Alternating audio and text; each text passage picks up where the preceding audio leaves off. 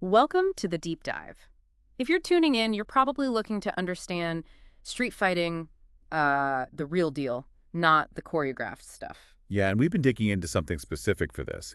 George Carpenter's 1979 book, Street Fighting America's Martial Art. Right, published by Desert Publications, Cornville, Arizona. This isn't about earning belts. Carpenter was aiming for, well, practical self-defense, for when things get ugly on the street. Exactly. So our mission, you could say, in this deep dive is to really pull out the core ideas from Carpenter. Yeah. What he thought about striking, defend. Physical conditioning, too, right, and Yeah. the mental side. All of it.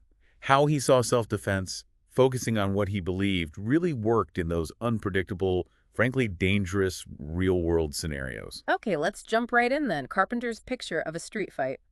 It's not pretty. No, definitely not. He paints it as messy, often very close quarters, completely different from a controlled martial arts match or boxing ring. He mentions weapons possibly being involved, no rules, a total free-for-all, essentially.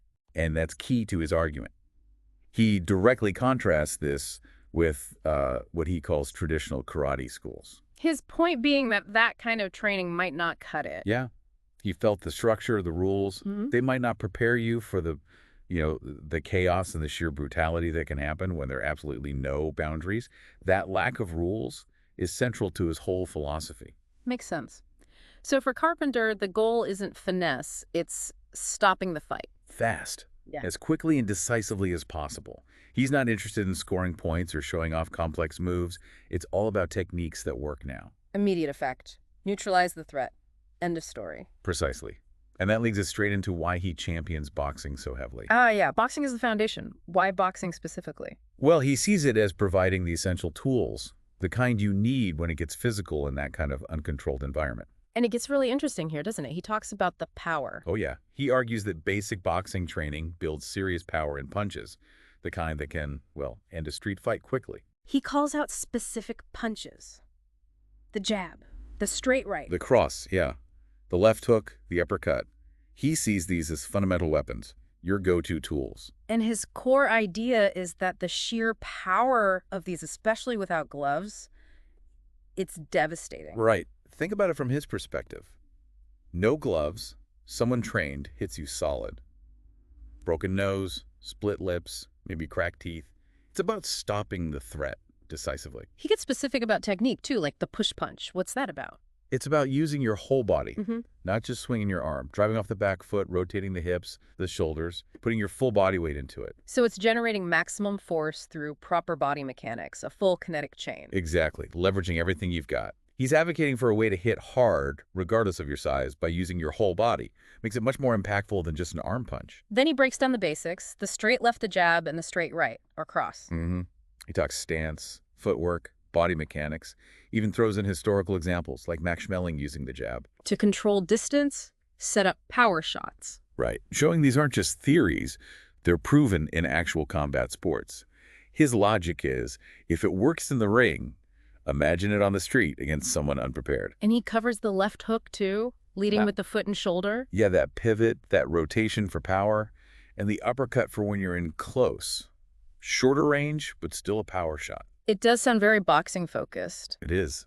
For Carpenter, these punches are the most direct, most efficient way to inflict damage and end things fast, which fits his whole street fighting philosophy. Simple, powerful, quick. Okay, but you can't just attack.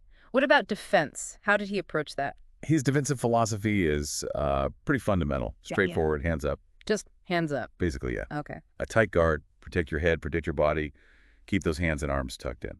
He thought that was enough, even against someone throwing a lot of punches. He argued it was surprisingly effective. A good, solid guard can block or absorb a lot, even in a flurry.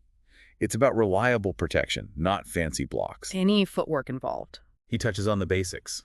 Stepping back with the laid foot, the retreat. Moving left, moving right. Simple ways to evade, get off the line of attack. Makes sense. Don't just stand there. Exactly. He mentions hitting and moving. Avoid being a stationary target. Keep mobile, make yourself harder to hit clean. Be dynamic. All right, so we have the boxing strikes, the basic defense, but Carpenter didn't stop there, did he? He gets into some less conventional tactics. He definitely does. Yeah. And this is where his approach really diverges from, say, traditional martial arts. Some people might find this part pretty jarring. Because it's purely about effectiveness in a no-rule situation. Totally. Survival's the only goal. He talks about the nutcracker. Which is exactly what it sounds like. A direct, forceful strike to the groin. He emphasizes the immediate debilitating pain. Incapacitation. Okay, what else? It also brings up biting. As a close quarters, maybe desperation move, he even suggests targets, like the nose. Not something you practice in the dojo. Definitely not. But Carpenter includes it as a survival tool. Same vein, he has a section more on blinding. Blinding. Simple things, like if it's a bright day and your attacker wears sunglasses, rip them off. Use the environment, anything to get an edge, even momentarily. Wow. Okay. And the ear clap. Right. A sharp strike with cupped hands to both ears at once. Meant to disorient, maybe disrupt balance, stun them for a second. These tactics really highlight his focus, don't they? Immediate, decisive, maybe even brutal action.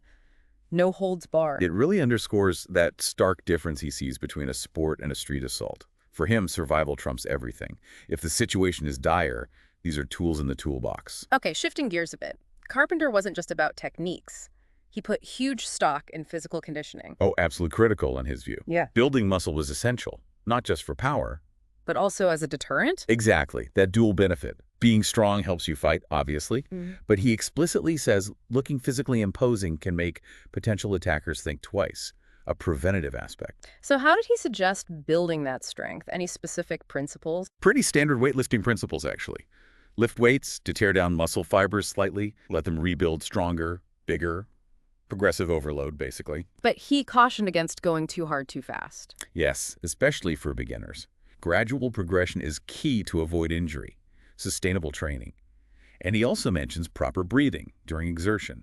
Fundamental, but easy to forget. He suggests warm-ups too. Sit-ups, side bends. Yeah, the military press. Basic stuff to get the body ready for the heavier work. Foundational conditioning. Now this iron grip thing sounds intense. What was that about? He went into quite a bit of detail there, developing serious grip strength. He suggested things like just holding heavy barbells for time. Like farmer's walks, almost. Sort of, yeah. Also finger pull-ups, pinch grip lifts, using plates, deadlifts. He really hammers home the importance of grip. And he tells a story about Charles Vansittart. The man with the iron grip, yeah. To illustrate the kind of, almost legendary power you could develop. He clearly felt a strong grip was a massive advantage in close quarters. That story definitely makes an impression. Okay, and what about fueling all this? Nutrition. His advice there was pretty practical, too.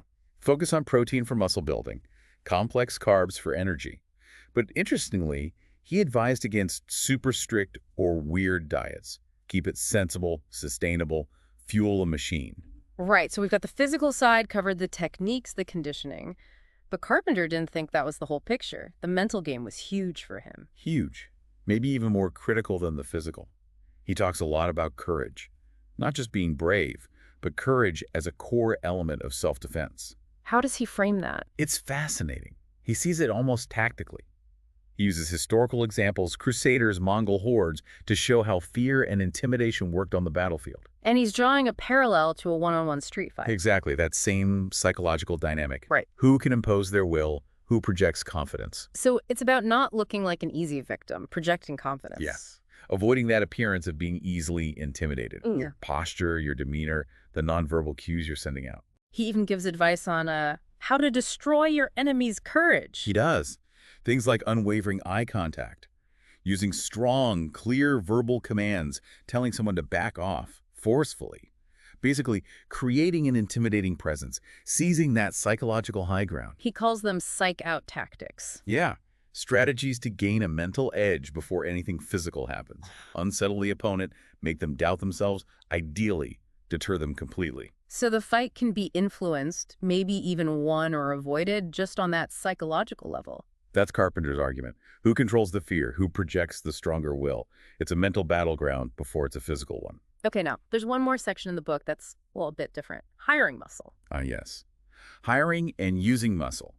It's definitely a unique angle on self-preservation, presented as a preventative measure. So like employing bodyguards. Essentially, yes. Yeah. Or having physically imposing individuals around you strategically as a deterrent, particularly if you feel you're vulnerable or might be targeted. What kind of advice does he give on that? Just find the biggest guy? No, he's more nuanced.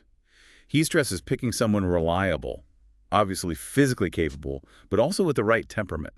Someone who can de-escalate through presence, not just jump into violence. Good judgment, handles themselves well without escalating. Right. It's presented as a very pragmatic, almost strategic way to manage risk in certain specific circumstances. A real world, if maybe uncommon, take on personal safety. Okay, so wrapping up this deep dive into Carpenter's street fighting, what are the main takeaways? Well, number one is clearly that emphasis on practical, powerful techniques.